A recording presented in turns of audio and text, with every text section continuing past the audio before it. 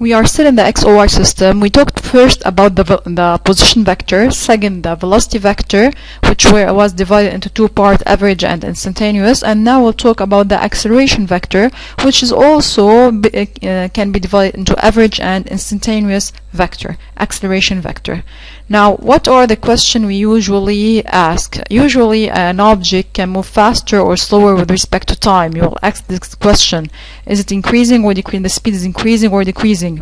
But is the value only do we only take into consideration the value of the velocity, or also we need to talk about the vector, means we have the line of action and direction? In order to answer this question, we'll talk about the acceleration vector. So what is acceleration vector? It's a variation of the velocity vector. So we notice first it's a variation. This is what we call delta in math. But variation of what? It's a variation of velocity vector. This is very important. So we are talking about the variation of vector and not the variation only of value. This means variation, for example, of line of action and direction, where the value may remain the same. Now it's given by, then using this definition, an acceleration is given by A equal variation of velocity vector, then it's delta V over delta T, which can be given by two parts. If the interval of time is delta T, we call it average acceleration vector, where the interval of time, if the interval of time becomes very, very small, which is called dt, then in this case we'll be talking about the instantaneous acceleration vector. So this is for delta T and dt. Now, example, we'll talk about variation. So we are talking now about the average, which means during a delta t, then it will be given by A equal delta V over delta T. If you want to expand, then it will be V final minus V initial over T final minus T initial. For example, if you want to find A average between 2 and 9, then it will be V9 minus V2 over T9 minus T2, such that V9 will be, we will find it first using the velocity vector, the instantaneous velocity vector.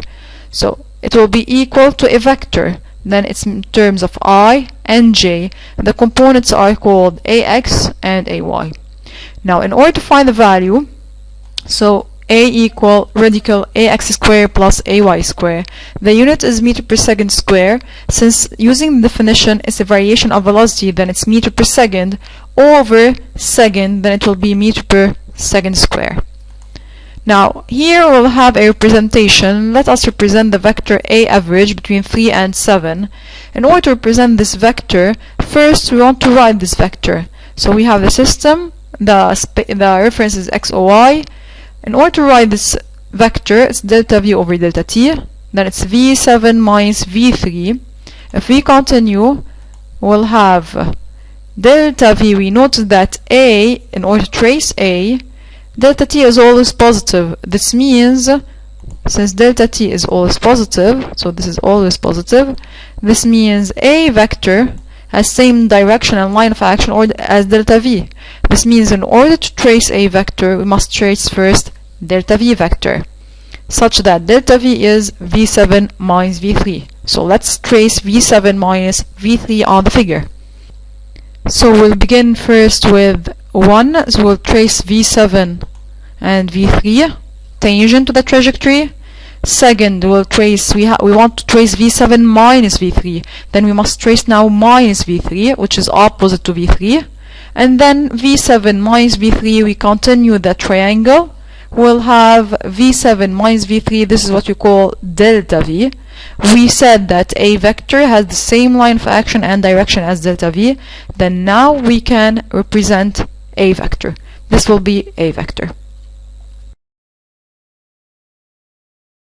We'll do a small revision before continuing the application we begin with. Then A vector equals to delta V over delta T. This is A average, V final minus V initial over T final minus T initial.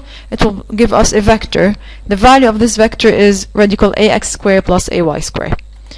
So here you have a remark that which I said before. We must pay attention that we have an acceleration even if the value of the velocity remains the same. When the value of the velocity remains the same and the direction change, then in this case we have acceleration. So we can have acceleration if the speed, the value of the velocity is changing, or second case, if the direction of the object is changing during the motion.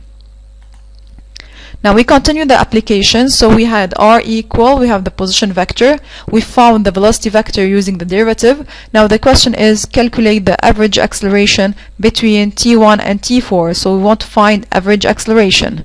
In order to calculate it, first we find the vector. So we've said first find the vector and then calculate the value. In order to find the vector, so we apply the rule. We must have v4 and v1. So we substitute t4 and t1 in the v. We obtain v1 and v4, and then we apply the rule. So by applying the rule, we'll have a average vector equal to minus 2j, but the question is to find the value, so we continue. The value is radical equal to meter per second square. So we must pay attention always. In order to find the value, we must first find the vector, even it wasn't asked to find the vector, and second we find the value.